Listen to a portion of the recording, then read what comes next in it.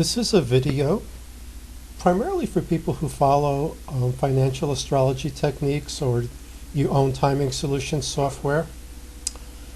It's going to cover the swing trading time frame for gold.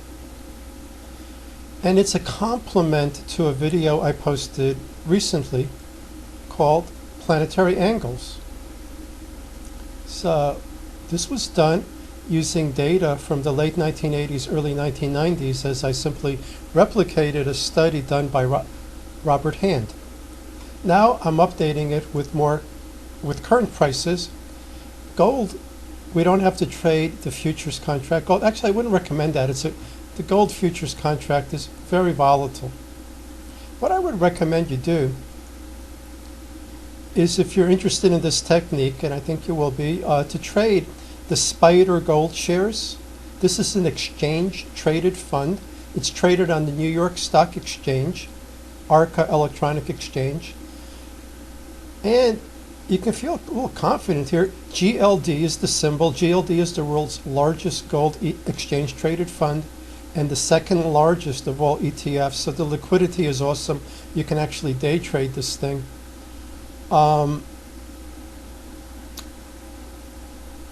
You can certainly just key, if you simply just key in GLD into Google or Bing, you'll get the Spider webpage where you can learn all about it. Now, one thing I want to mention also, as we're going to start our analysis now, is gold is one of the easier markets to analyze using either financial astrology or market geometry. Now, I didn't say it's an easy market. I said easier in relative comparison to other markets, because the price of gold, only a portion of the price of gold is basis its industrial usage. Gold is an inflation hedge and a barometer of people's uncertainty about financial, political conditions. Gold is hoarded. I think there's an expression in India, too much gold is never enough. They hoard gold over there. So gold is always in demand, and the trickier the political situation, the more gold rises, making it a wonderful candidate for tools that measure people's fear, greed, hope. Financial astrology, market geometry, they thrive on that. So let's take a look. I have loaded here symbol GLD. It tracks COMEX gold to within a dime. Now, I've got it centered here on the left. This is the all-time high price of gold, September 6, 2011. You could say the momentum high would be August 22nd, and if you're just looking at the number, the all-time high, September 6th.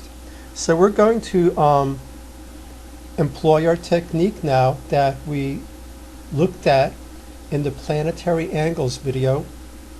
We're going to, this icon right here, deploy a planetary fan to the all-time high date. Now, I don't know if you can see this, so I'll just read off what I'm doing. You want sun, either geo or helio. You want this to be set 1 degree equals, this is critical, 1 degree equals 10 cents, 0.1.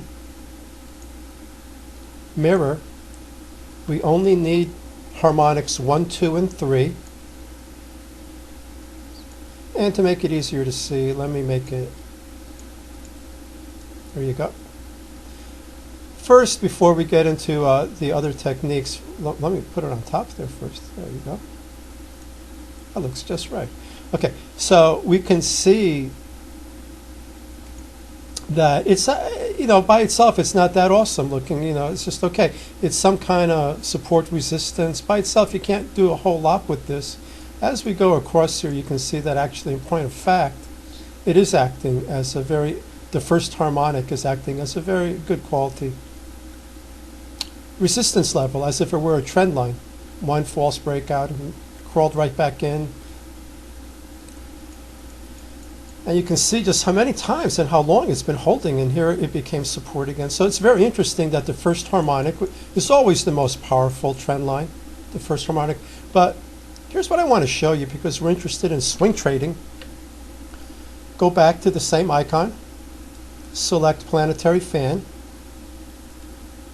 and we're going to go to the first low date after the all-time high. That would be September 26th, 2011. Window opens up, same thing, I'm going to select sun, geo or helio, 10 cents. I want the first three harmonics, 1, 2, and 3, click OK. And to make it easier to see, I'll make it black. There we go. Now before we analyze it, I want to tell you what's this thing with gold in the sun? You see, if this were another market, what I would be doing now is we would be going over the all-time high natal chart, selecting the planets, what's the trigger, what, when it's in parallel or conjunction, are we interested in. But with gold, you don't have to do that. Always the sun. Where's gold formed? Gold is formed, look at, not just any type of star, exotic stars. Now, our sun is a star. Exotic stars, that sounds, whatever. Anyway, the old theory was, and I still think that a lot of astronomers believe this, when stars blow, when they reach the end of their life and they explode in that tremendous heat, you have platinum and probably gold formed. And what's more likely now, they're saying, is it's a collision between two neutron stars. Happens about once every 10,000 years, so hoard your gold. We're not going to get any more for a while. But the point is that gold and stars, that's where gold comes from, stars. Let's look at these intersects. The very first intersect of these sun planetary angles is right there. Now, that's good. This is a very good thing. You couldn't possibly look at this and say, well, I don't know if that's a good thing. This is a very good thing. The second intersect, not so much. Life sucks. But anyway, look at the third intersect. That's a very good thing. We got the exact bar there. Now look at this intersect over here. That's also very, very good. This is good. This is good. It's all good. But look at this. This is better than good. This is awesome because it's also on a sun line. See, the sun lines are working here. If you don't know what I mean,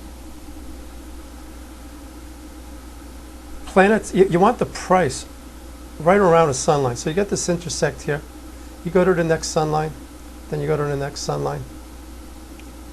When this intersect happened here, see this intersect here? We weren't on a sun line. But you see this intersect here? We're on a sun line. So you have your intersect and price. It's on a sun line. And it works. Now you can say, well, it didn't here. Well, we're going to see other things you can do with the horizontal ephemeris to help you out there. So it's ideal, not absolutely required that it be on the sun line. But when you see this, you go, oh, wow, that's hot. Or you could use your own language. I don't care what you say. Now, what I'm going to do is just make these invisible. We'll come back to these in a minute. Let's go to the horizontal ephemeris. I'm just doing one. And I'm going to do this in declination. We already know that the sun is important. Moonlight is sunlight. The sun and the moon in astrology are called collectively the lights. So moon and sun will be our primary triggers. We're interested in Jupiter and Saturn. If you look at the all-time high dates, you'll see in declination land Jupiter's important. So in astrology, Jupiter is your benefic planet, expansion. Saturn is your contraction or malefic planet. So we're going to do Sun, Moon triggers, Jupiter, Saturn. So the black line, Moon, the orange line, yellow line, Sun, purple or pink or whatever the hell that is, Saturn, and the nice dark blue line, Jupiter. So basically, you can see that here, all three of them came together, and you're starting to break out here. Not much, but what were the planetary fans doing? That's what we're interested in. We're interested in aligning these things with the planetary fans, such that if we have an intersect between the moon and Jupiter, Saturn, or the sun, Jupiter, Saturn, then we're interested. We're interested in trading it. Now, let me expand this because it's really going to look. This is going to be a little crowded looking.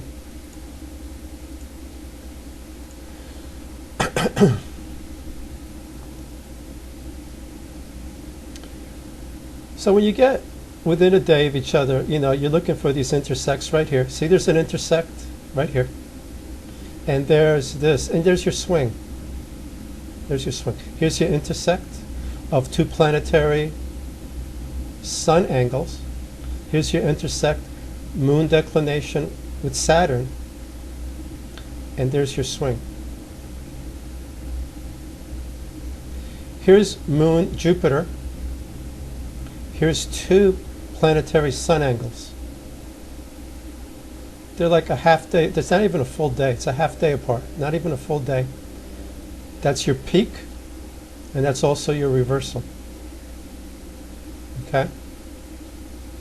Right here. So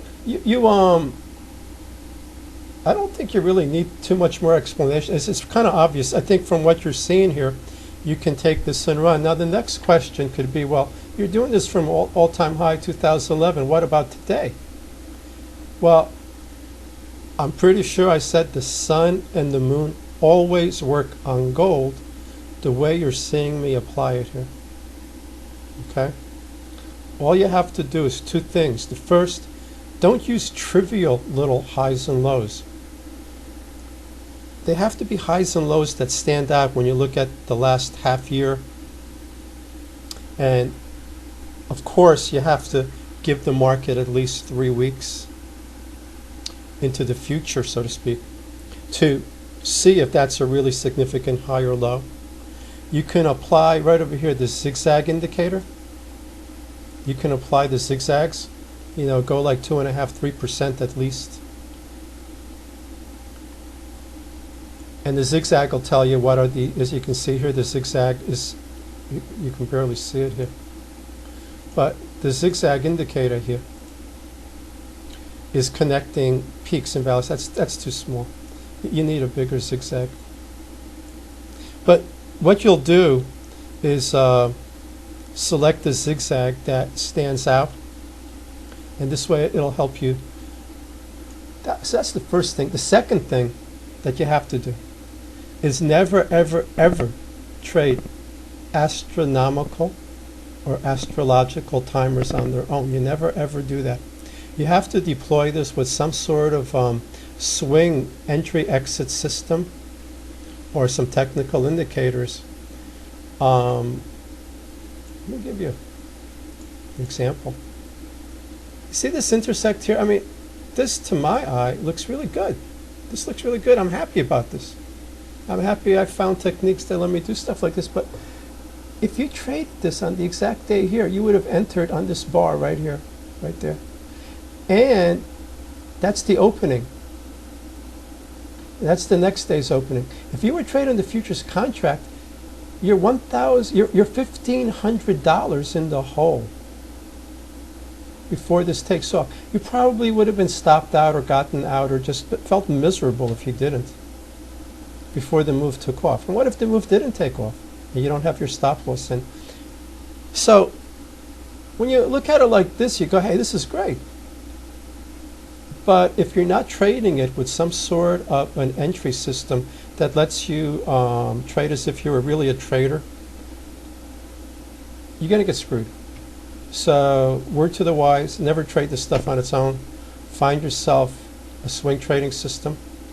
You can look at my trading mechanics video. All right, have a good one.